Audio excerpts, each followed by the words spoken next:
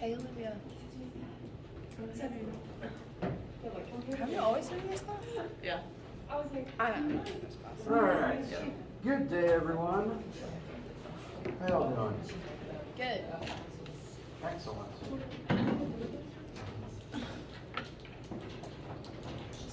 Well, I hope that for everyone, no matter where the days off take you, you have a nice break this week. This is the only day that we will meet for class, and there is no lab today. I'll probably keep reminding you guys. There's also no homework due tonight. We are going to officially draw Chapter 8 to a close today, but the homework is due on the 29th, just to give extra time to people who want to take it. So, just lecture day, and then hopefully nice breaks for everybody. When we get back from break on the 29th, the Chapter 8 homework will be due that night, so we can spend time looking at questions from that. And that particular week, the 29th to the 3rd, will also be the week that Test 2 will be administered online via WebAssign. So if you start it whenever you want in those span of days, it will be much shorter than the previous test. Just think of it as a heavily weighted homework assignment. And we will spend a lecture next week, 1, finishing up Chapter 8 homework, 2, talking about and reviewing for the test and the final exam, and 3, if we have a free day, I might spend some time just lecturing on some additional topics, less focusing on algebra and more just focusing on explaining some things, because there's some concepts during the semester that I like to get to when time allows for them, namely air pressure and sound, because I think that they are, 1, useful to know, and 2, will help you if you take 1510. So if we have a free day next week where there's not any big pressing questions, I will probably talk at least a little bit about those extra concepts. As for today, we're just going to finish up Chapter 8, look at angular momentum. I don't expect that to take very long, actually. And once we're done with that, we can open up the floor to literally any and all homework, test, exam, whatever related questions that you guys have. How's all that sound? Okay.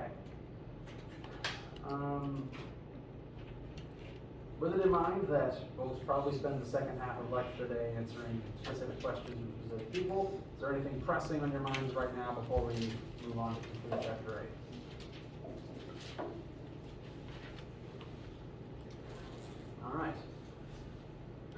Then let us continue. This will be the last official new content that will be present on any graded assignment, namely Test 2.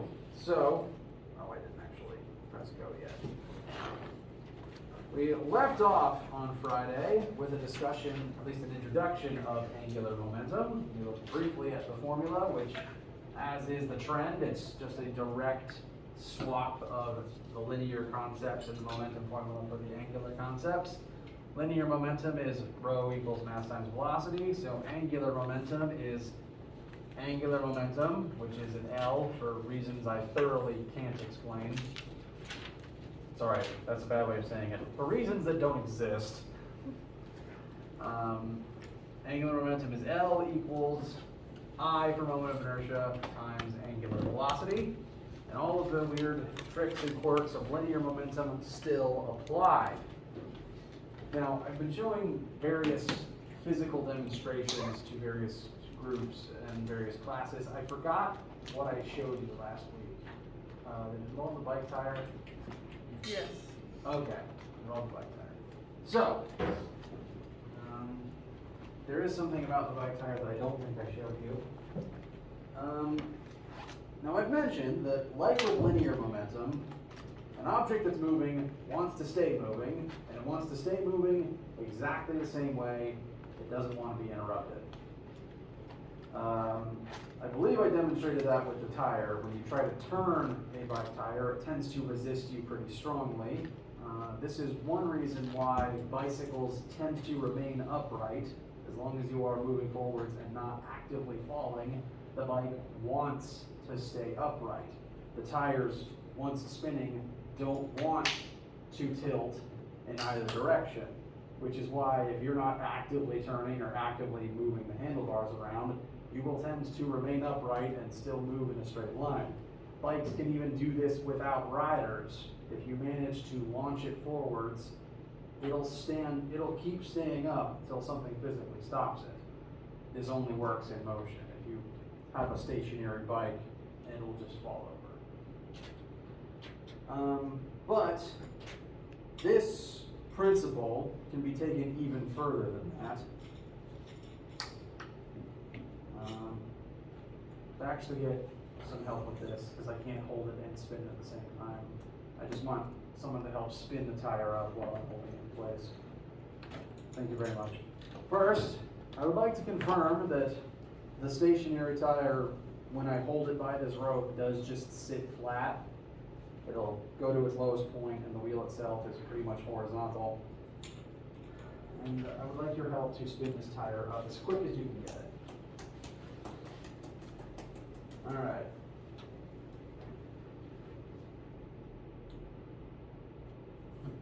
This tire really wants to remain spinning vertically to the point where it's literally fighting gravity right now. This is the gyroscope effect. It's why gyroscopes remain upright and why things that are gyroscopically stable, like segways, will also remain upright. Literally, once they're in motion, they don't want to do anything else. This includes tops as well, by the way. Thank you, by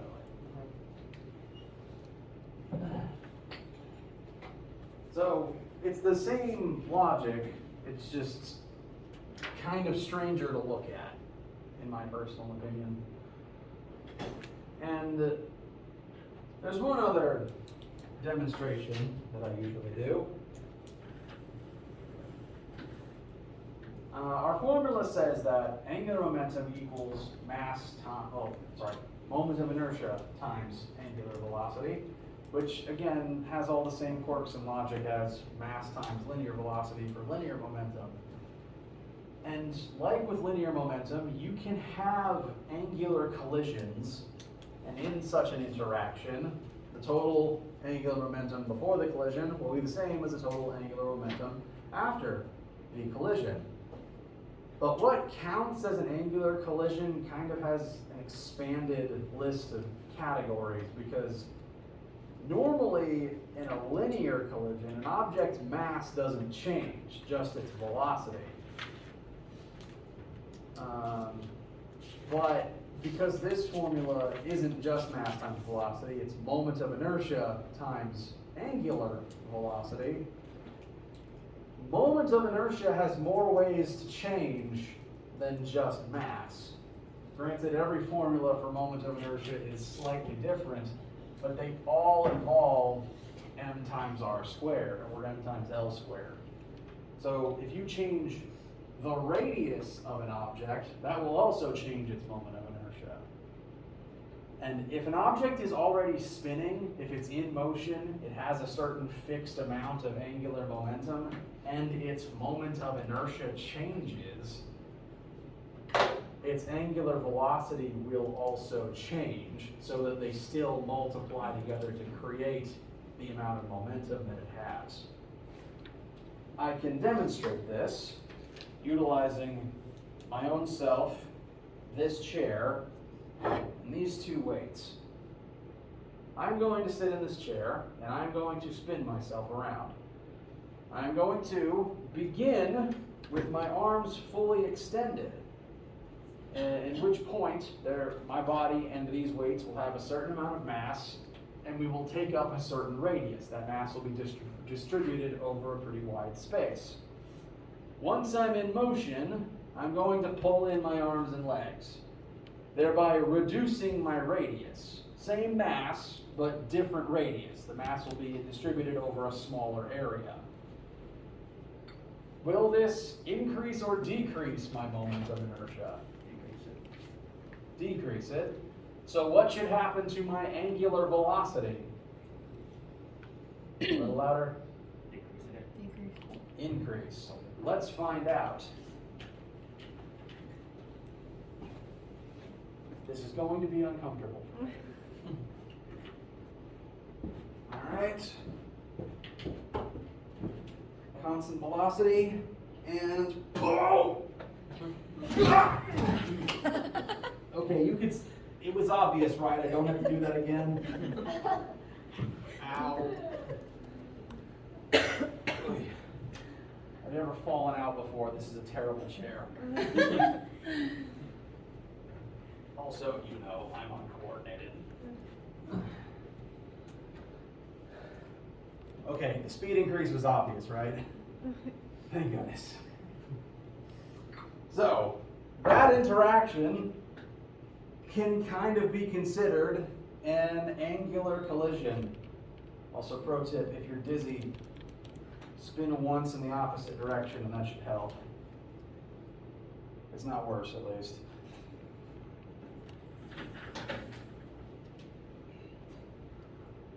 So, total angular momentum remains constant all the way through because nothing outside of me existed to change the momentum. So if I changes, only omega will change to match it. You've probably seen this happen before, if not in person, at least on TV, because this trick is commonly employed by figure skaters. Maybe ballerinas to a limited extent, but this is the trick, or this is the principle behind the skating trick, where a skater will bank into a turn, begin spinning in place, pull all their limbs in, spin at sonic speed, and then once they're done, they pull their limbs back out and they slow down and exit the turn. Now they're back at normal speed. So that's what this is, and that's why that happens.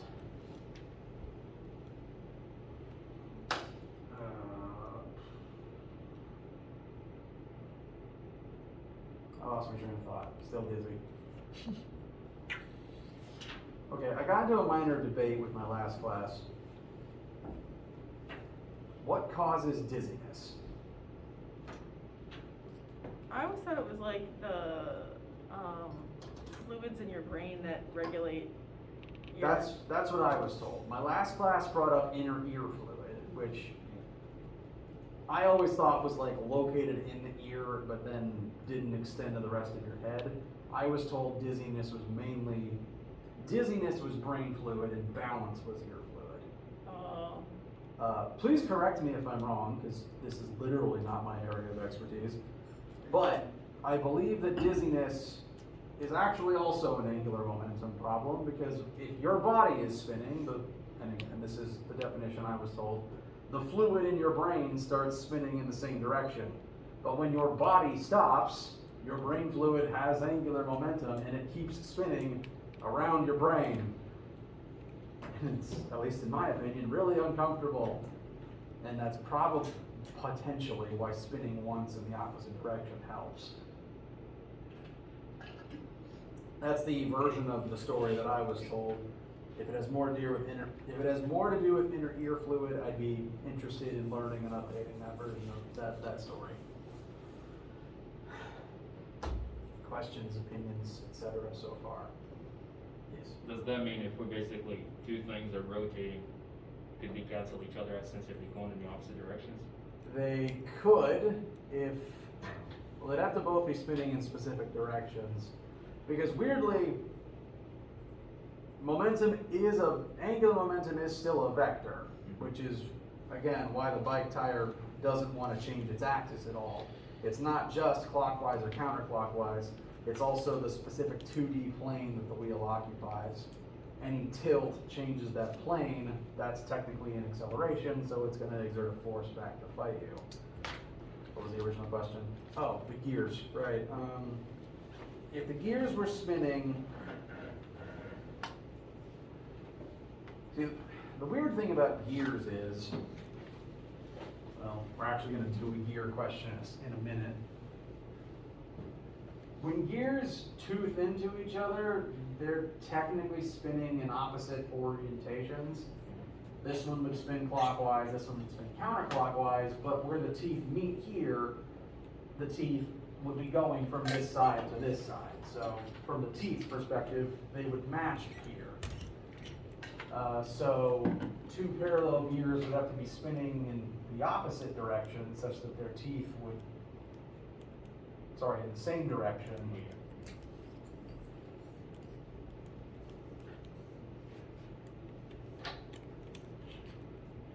then these teeth would be going up, these teeth would be going down, and then they'd clang into each other and bad things would happen. So in that situation, I guess before the collision, they would each have their own angular momentum and it would add up to 0. And then after they collide, they'd clang and stop and it would still add up to 0. So in both scenarios, always gonna add up to 0, basically. Correct. It's weird though, because they are spinning in the same direction, but this is more about the teeth's perspective than it is the gear's perspective in a weird kind of way. Speaking of gears and teeth, gear teeth, not human teeth,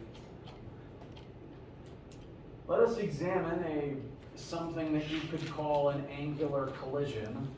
These two gears are going to begin interacting, and they will then, as a result, start to share angular momentum between them. We begin with just one gear. We know its starting mass, its radius, and its initial velocity is 3 rads per second. Then, after it is spun like this for some amount of time at constant speed, a second gear will slot into it, and they will now spin together. Much like how two carts might collide and stick together and travel as one object afterwards, these two combined gears are going to end up sharing the original angular momentum between themselves. And we can see that after they combine, they as a combined unit is slower than the one original gear was. This gives us the idea that the original gear lost some angular momentum to get the other gear up to speed. So you could call this an inelastic collision, because the objects stick together and move as one afterwards. And we are going to analyze what happens here through the lens of momentum. The math and the setup will very much resemble an inelastic collision between two linearly moving objects. For gear 2, we know its radius. We know the speed at which both gears will rotate after they collide. We don't know gear 2's mass, and that is what we've been tasked to find. We know, basically we can do that kind of by tracking how much momentum the gear gains, figure out its velocity. Well, we know its velocity. We know that we can figure out the momentum it gains. We can reverse engineer its mass from there.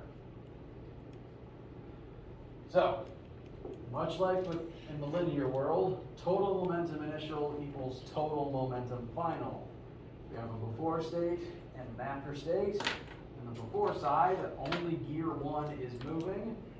And we know momentum equals angular momentum equals moment of inertia times angular velocity. So our initial side should be gear 1's moment of inertia, whatever that is, we haven't determined it yet, times gear 1's initial velocity. So that's all the momentum present before the collision.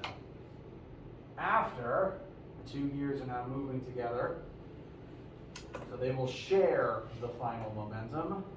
Gear 1 will have the same moment of inertia, because it's the same object or rotating in the same direction, but it's now moving at a reduced final velocity. Gear 2 will have its own unique moment of inertia, because it is its own unique object with a unique mass and radius. And it's also now moving at the same final velocity. So, much like our previous collisions, except the M's are I's and the V's are Omegas. Questions so far? All right. Now, before we can proceed, this equation, as it's currently written, has two unknowns in it.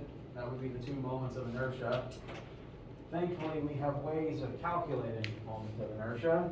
If we consult our usual handy table, the thing to do is just pick what shape these gears most closely resemble. The question mentioned which one we can use, though. And despite it not visually looking much like a gear, mathematically, this cylinder will rotate much the same way a gear would.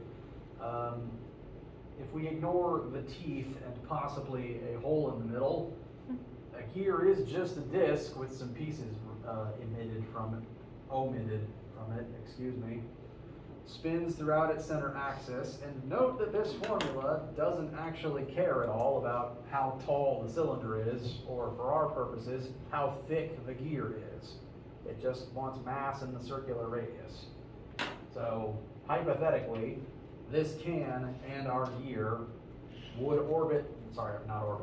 rotate the same way as long as they have the same mass and radius, no matter how thick they are.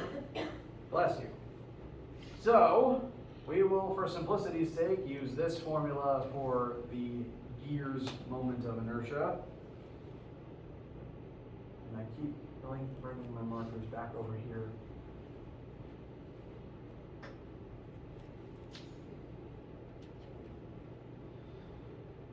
So I'll plug that in for each one. Gear number 1 needs to use its mass and its radius. Whoops.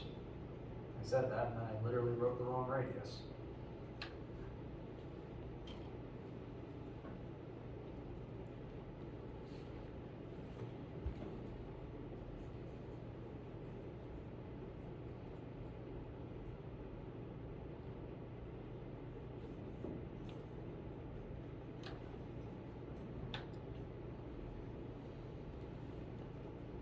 So we're just replacing the i's with the relevant formulas. Gear 1 will use its mass and radius. Gear 2 will use its mass and radius.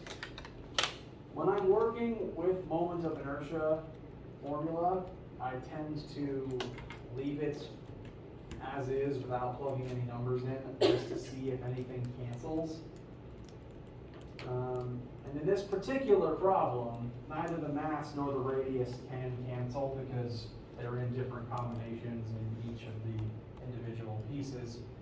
The only thing that will cancel in this entire question is just the 1/2, because every single term here has a 1/2 out front. So if you want to, for just the sake of simplicity, we can omit the 1/2, but everything else will remain intact as we work the rest of the question.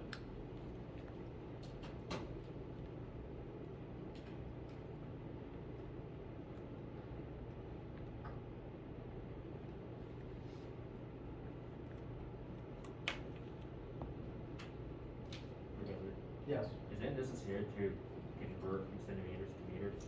That is a great question, and generally speaking, I should always advise converting into the standard unit, but in this specific question, much like in lab last week, if we were to hypothetically not convert it, if we just left it in centimeters, every single term would contain centimeters squared, and that unit would cancel out.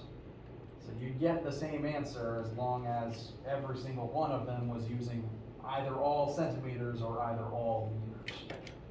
It only works, that specific quirk only works if every single part of the question, if every cluster of things being multiplied together has the same unit in it. So I don't recommend it as a general practice, it only works in specific cases. So across the board I try to advise converting, but in this specific case it would work out fine if you didn't.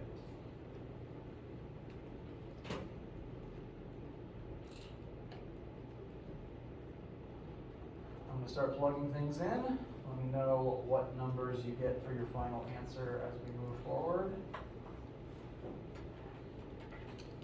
I'm going to write up here it converted just for completeness sake, but again, you can get the correct answer without converting to meters this time.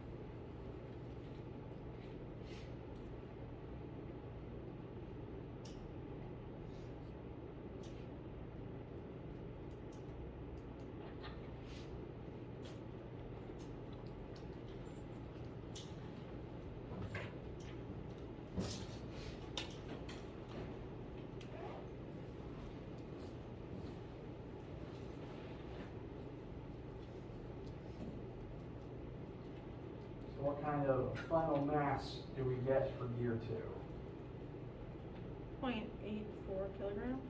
All right, does anyone disagree?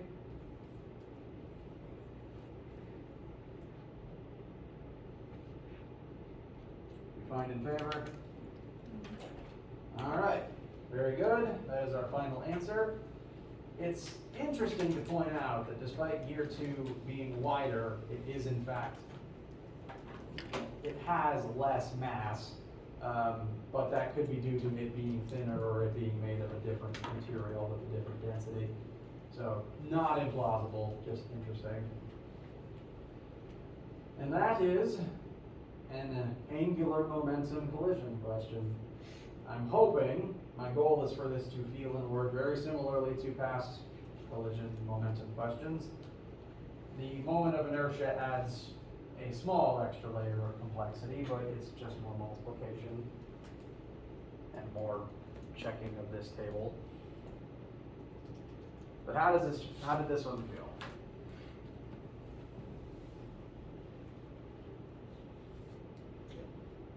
All right. Well, for this particular topic discussed, that is, again, the end of chapter 8, and that is the end of all testable material for this semester. You guys made it. Bless you.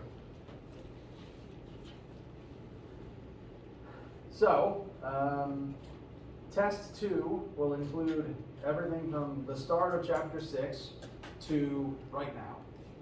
I'll be writing the list of concepts into a list that you can see in Brightspace. Speaking of Brightspace, I don't think I mentioned this yet. I have already added a test 2 tab to Brightspace. I'll be adding the list of chapters and concepts to the actual test 2 tab itself, but uploaded to this tab is also more practice questions that you can peruse at your leisure. I'll be uploading an answer key for them today. There's already 2 files present. Neither of them is the answer key. One of those, it's the same file, it's just one is a Word document and the other is a PDF. Just because some people have asked for one versus the other. I'll probably relabel them, which one to indicate which one's which in a second. But those are there, they're there now, and the answer key will be up soon for you to utilize whenever you begin studying in the next week or so. And the test will be chapter 6 through 8, so in order: momentum, impulse, collisions, both elastic and kinetic, so that will also incorporate kinetic energy. Elastic and inelastic, excuse me, that will involve kinetic energy, that's where I was getting mixed up. Additionally, chapter 7 and 8, just all the rotational stuff. All these angular counterparts, and additionally,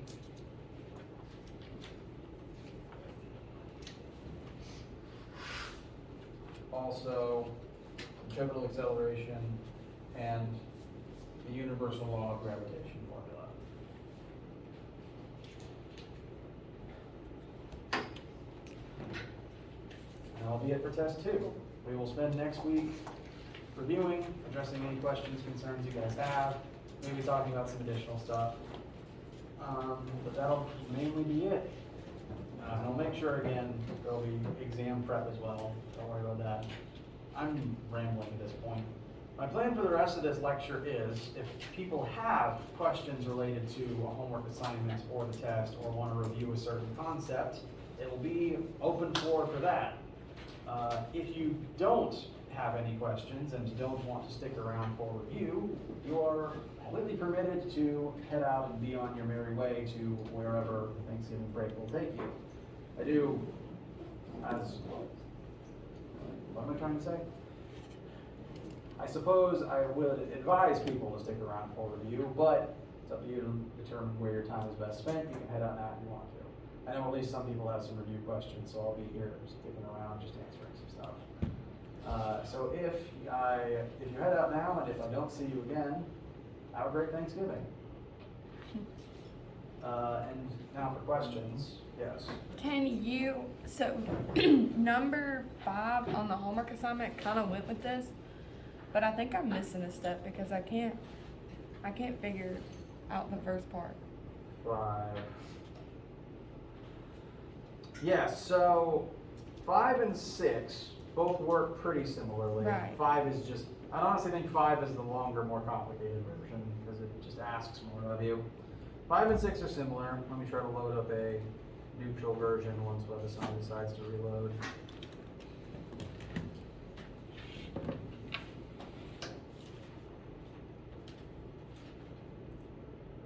While that's happening, I'm going to get some more water. So I'll show the setup for 5 and 6. I think I also got some questions about number 1 and number 6. So we'll talk about all those and more.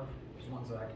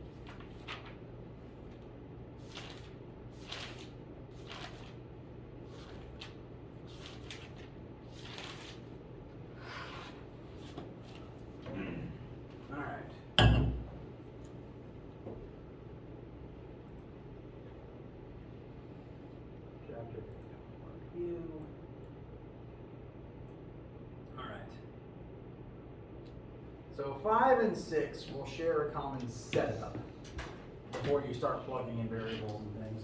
And I'm going to go ahead and show that. Feel free to copy down and reuse. In both of these cases, 5 and 6, we have space orbit, one object orbiting some other planet. Wait, did I load the right thing? No. Oh, you know what? This whole time I've been talking about the chapter 7 homework. What's wrong with me? Sorry about that.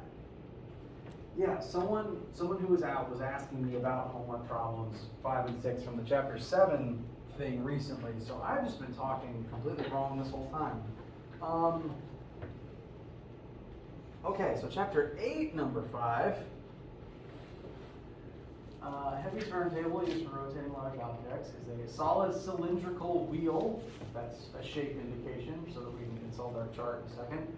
That can rotate about its central axle with negligible friction. The radius is blank. The constant force applied to its edge is insert number here, causing the wheel to have an angular acceleration of insert number here. What is the moment of inertia of this wheel? So that is our first question. And,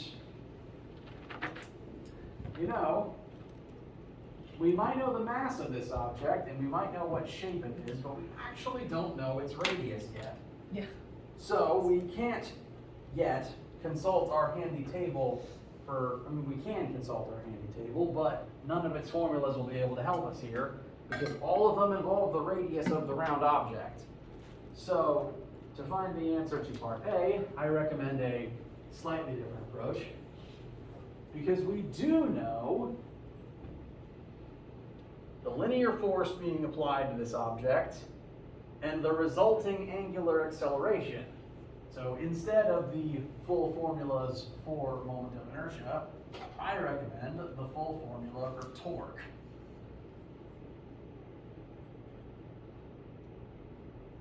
Except that we don't know the radius. You know what? I might need to think about this for just a second longer.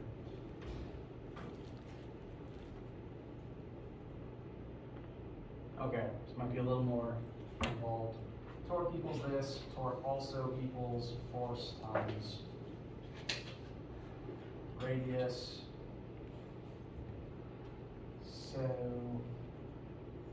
radius times force equals moment. Whoops.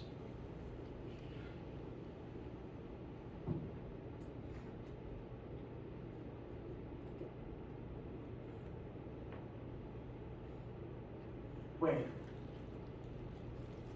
I have a problem. The radius number wasn't red, so it wasn't sticking out to me. Yeah. It wasn't sticking out to me. Okay, so the actual problem is we don't know the mass of the wheel. Yeah. Boy, I'm having an off day. It's Monday and I want to be on vacation. I'm sorry, guys.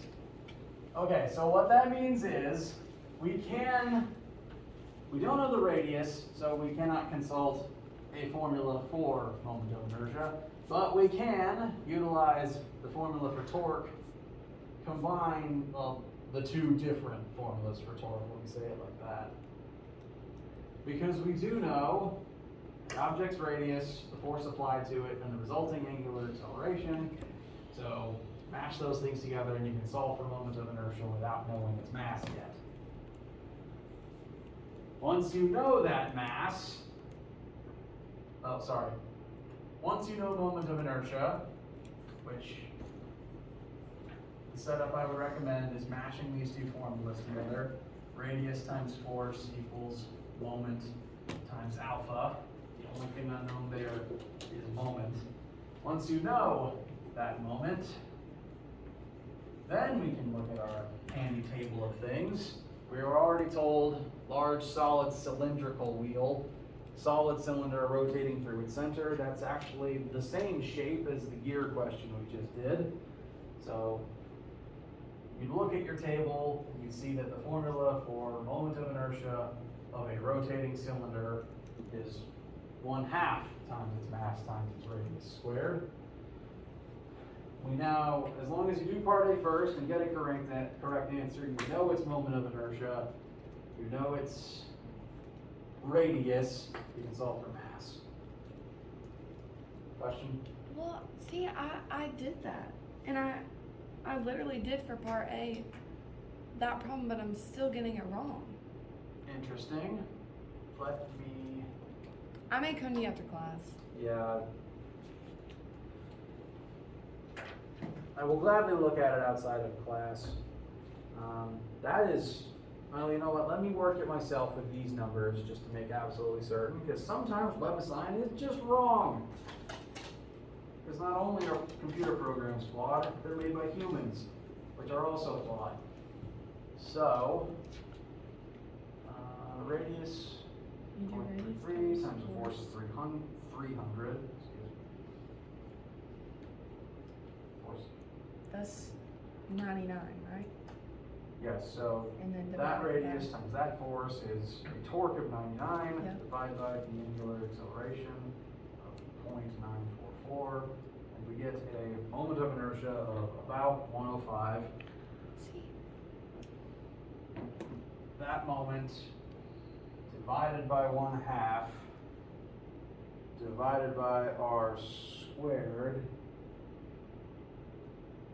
Yes, so when I do it with these numbers, I get something within 10% of that answer.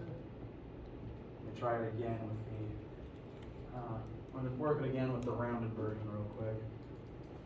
5 divided by 0.5 divided by 0.33 squared. That's closer to what this recommends. Okay, so using what I've got here, things are adding up so far, so I'll look at individual answers in a minute, or possibly at the end of this section. Part C, wheel starts from rest. What is the angular speed over time? So for part C, we know angular acceleration, we know time, we know we're starting at rest, so angular formula, Fantastic Four Formula 2, which is definition of acceleration, can get you that final angular speed. To the rest of the audience, how's this one feel? All right. I know I've also got questions about 1 and 6. 6 is, let's just start, let's roll up to 1 actually. 1, calculate the net torque on beam in the following 2 examples. So here we have some piece of metal, and there's currently 3 different forces acting on it that can all result in different possible scenarios. There's two scenarios posited to you in this particular question, and we'll look at them one at a time.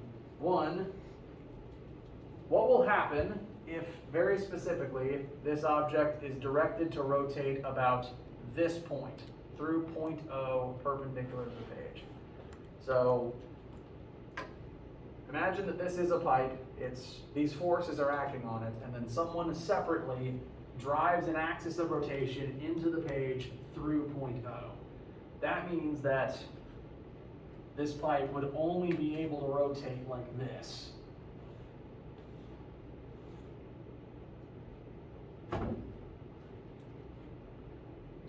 What that tells us is any force applied at the axis of rotation doesn't count, because the radius between that force and the axis is 0.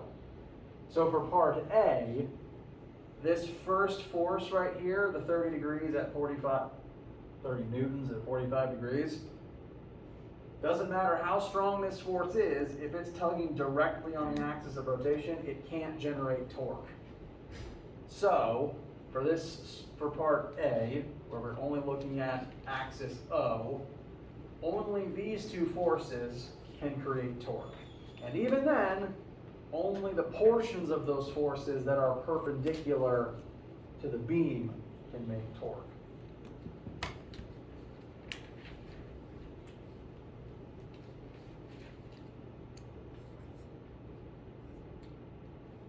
So, part A, this is our beam. The first force won't count if this is our axis. The force on the axis doesn't do anything. So the two forces present that can create torque at this spot are, I'm going to call it the second one, reading left to right. We have 25 newtons at a 30-degree angle from the vertical, and it is a 30, right? Yes. Yes.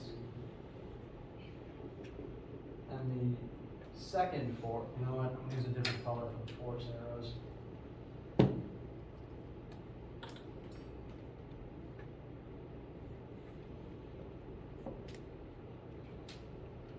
The second force that will have an effect right here is 10 newtons at, that's 20 degrees, beneath the x-axis.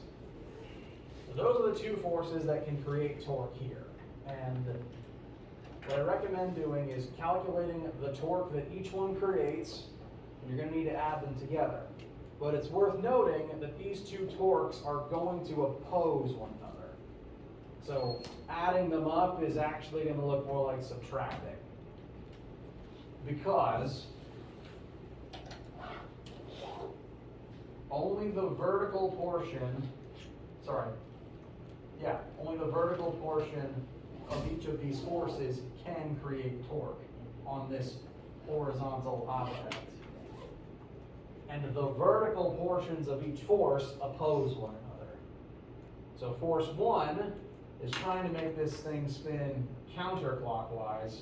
Force 2 is trying to make it spin clockwise. So whatever torque each one creates, they will technically point in opposite directions. You'll need to figure out which one's bigger. That will determine the direction it spins in. The value for the torque will be those two numbers subtracted from one another. And that is part A. Part B, we change our axis of rotation, which means we change what forces do and don't have an effect.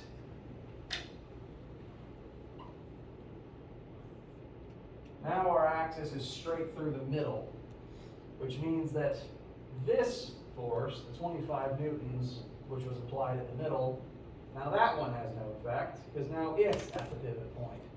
So in this version of events, the two forces present that can make this thing spin are the leftmost one. I need to stop calling them 1, 2, and 3.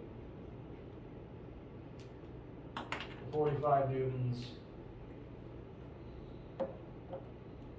applied at 30 degrees. And then on the other side, the 20 newtons applied at 10 degrees. Note that even though both of those forces point down, the torques they produce will still oppose one another. Because down on the left side wants to make it spin counterclockwise. Down on the right side wants to make it spin clockwise. So there's still two torques. You still need to add them together, but that will resemble subtraction.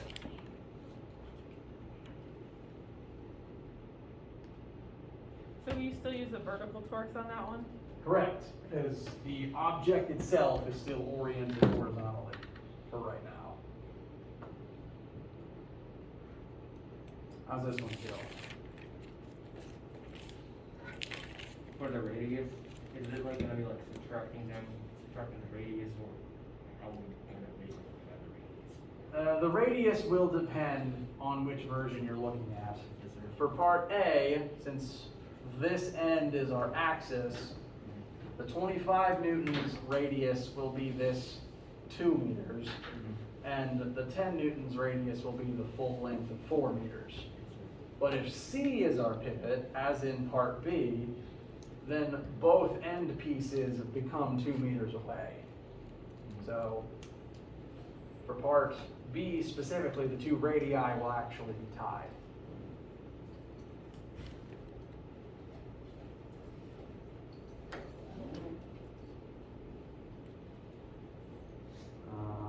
So that's number one.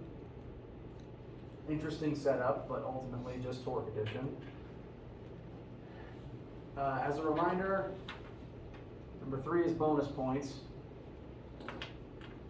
And then number 6, I got at least one question about this one. This is a 3-parter. The first part is calculating moments of inertia. We're presented with 3 different shapes: a hoop, a solid cylinder, a solid sphere, and a thin spherical shell, which is really a hollow sphere. Imagine a plastic Easter egg, but spherical instead. And all of these shapes have the same mass and the same radius. So the only difference between them will be the differences of specifically their unique formula for moments of inertia. So for each of the shapes listed, again, we have a hoop, a cylinder, a solid sphere, and a thin cylindrical shell. You're going to plug the same mass and the same radius into all 4 of these, and you'll get slightly different numbers, which will live in their corresponding answer boxes. Once you have those answers, so definitely do part A first, make sure you get those correct. Part B asks about which one will make it to the bottom of the hill first, and which one will have the most energy built up at the bottom of the hill. The thing to be aware of here is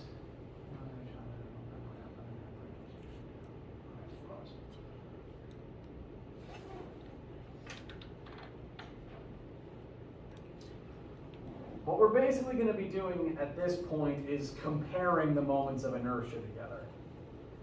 At the top of the hill, since they all have the same mass and they start at the same height, they're beginning at the top with all of them having the same GPE. So if they were all sliding down this hill, by the time they reach the bottom, they would all have the same KE and they'd all have the same velocity since they all have the same mass. The issue is that they are spinning.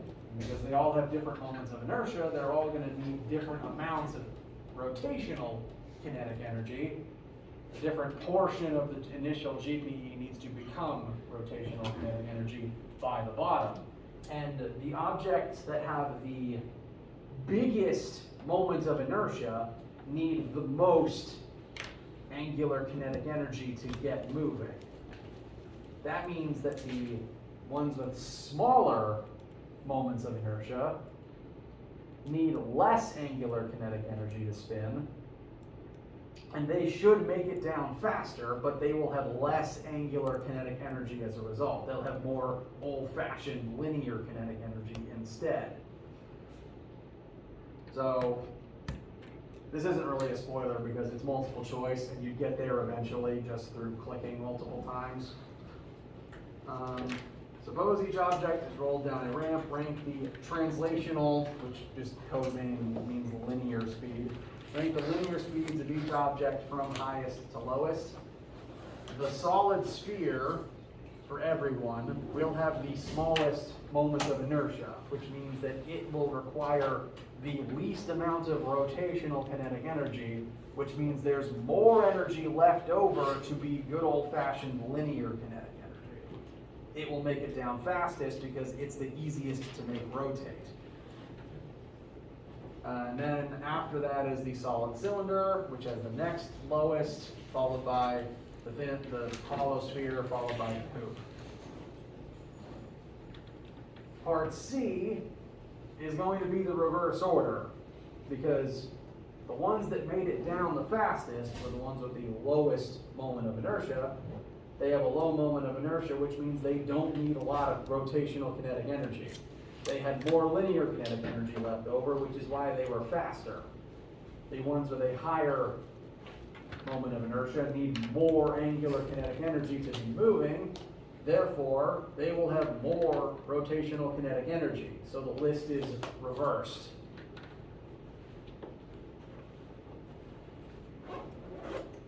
And again, for both of these questions, you'd eventually get there anyway just by clicking and losing points. So I'd rather explain it to you than just let you do that. I'm glad to explain it to you than just let you lose points. How does that one feel?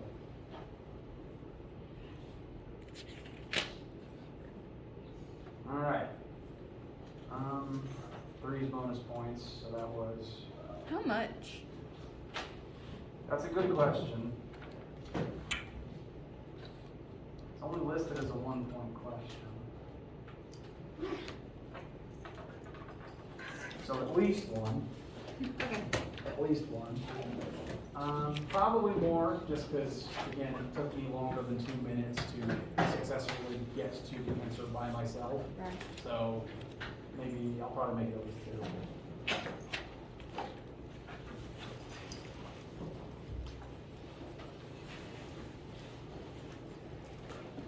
All right. If you have other questions, you're welcome to stick around. If you don't, this is the official end of the period has already elapsed. I'm going to turn the camera off so the recording doesn't get too long. And if I don't see you again today, do please have